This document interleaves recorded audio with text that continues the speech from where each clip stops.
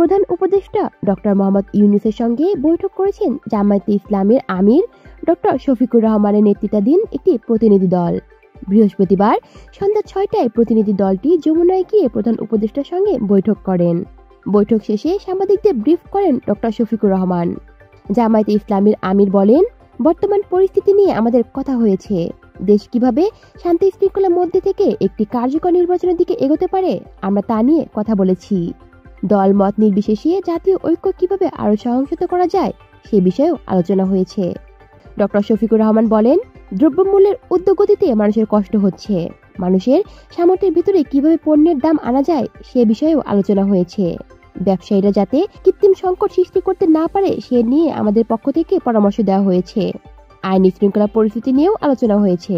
তিনি আরো বলেন, দেশের স্বার্থবিরোধীদের কর্মকাণ্ড আইনের আওতায় আনা হবে। সর্বোচ্চ জাতীয় ঐক্য গড়ে তোলার বিষয়েও আলোচনা হয়েছে। কলি শিকদার, বাংলা নিউজ নেটওয়ার্ক।